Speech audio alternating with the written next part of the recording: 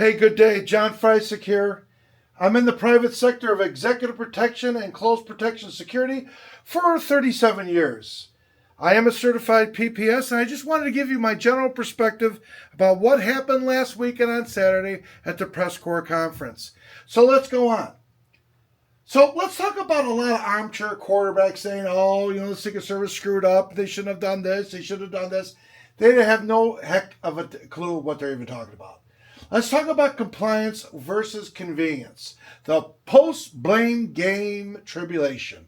Everybody knows when something bad happens and when the boss says, hey, you're going to do this my way, all the people, all the white shirts, all the heads up, they tell the Secret Service, hey, let's marginalize security.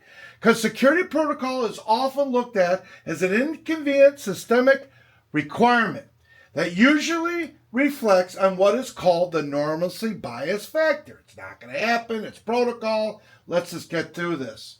The hedonistic human liberties versus applied protective modifications often conflict. Defensive measures are often marginalized due to untimeliness, along with the notion of what is called the behavioral burdens. Okay, so it's impossible. The thing is, they marginalize security all the time. There's security protocols that, let's just say, the Secret Service puts out, other security individuals, and all the police departments, they put all this stuff out. And even in the private sector, we're always talked down and marginalized, saying, can't we just move things along? That's a problem because then safety becomes an issue, especially when something happens. Now, security is not very accommodating, is it, at times? Because when the line's up there and all the detection systems up there, people are saying, hey, let's just move it on. Let's just move it on. Let's cut corners. Let's cut costs. Let's do this. Let's marginalize. Let's move it on, folks. So let's talk a little bit about what has actually occurred. My perspective from the private sector, I've been involved with celebrities and people of high notoriety, people of high net worth for many, many years. So let's talk about some situations here.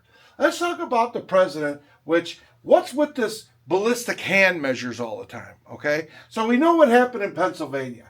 That was a cluster, right?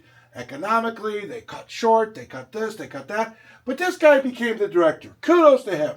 But what's with the ballistic hand? So we have another situation here at the dinner, okay, last Saturday. So we all know there's bomb-proofing under the table, okay? There's ballistic shields there's bomb-proof stuff up to a 4-level, protective level for higher calibers, 7.62, 223, 5.56. But what about maybe the Secret Service or the CERT team coming out with what is called ballistic shields, okay? When they're moving them from their position and it's safe to move, why not take them out with a CERT team or other individuals underneath the table to grab the ballistic shields? Or how about shields and ballistic blankets? You clearly see the CERT team can come out with ballistic blankets or bomb-proof blankets to onwards up to cover them up to a level 4. Okay, you just got to get some real strong men and women to facilitate the need for the ballistic blanket. It can be done. Kim Jong does it. President Putin has a staff that does it. They got the little briefcases that turn into ballistic shields. Everybody knows that. I don't know why we can't incorporate that with the President of the United States. Moving forward, what about the portable digital encrypted spread spectrum CCTV wireless cameras? Not quite sure of why the stairwell wasn't covered, although I did have a little fun with AI, taking the suspect's face, putting him on there. Even though he didn't come down with a shotgun, but he did make it down through 10 flights of stairs to, I believe was what is called a linen or a maid's closet, where he preemptively put his firearms. No one checked that with the dogs. That's a big mistake. But what about portable encrypted spectrum, okay? They should have had that in the stairwells and the hallways of everything. The elevators, the stairwells, the kitchens, the parking lots, and of course the storage basements. They can set up a command post, either mobile or inside one of the rooms, where you can have an agent or the concentric rings of other protection like police or CCTV private security services looking out for everybody. I don't think this was done. Let's move on. Hey, hotels, the Hilton's one of the finest hotels around. What about CCTV camera system? What was it, in the 80s? Have you seen the footage? Look at this. This is like 380 frames. I mean, it's crap. It's terrible.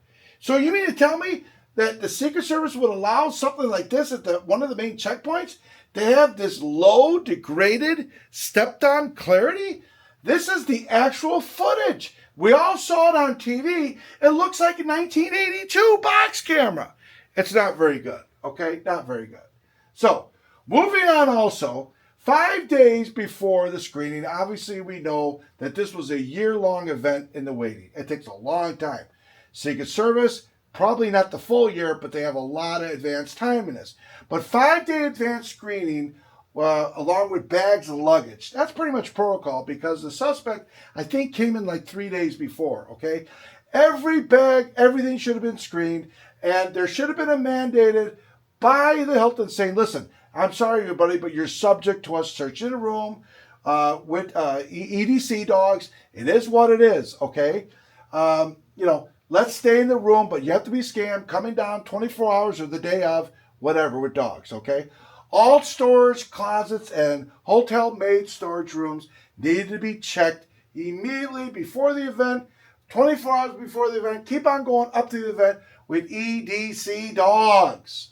Dogs are great. One time I put in my magazine for my firearm in a box in a big factory, and the dog that I had a long time ago hit on the box, and there was thousands of boxes in the factory, and they're very, very good at detection. Multiple EDC dogs teams should have been utilized either by the police or the private sector, and of course by the Secret Service the day of the event, and that's part of the events.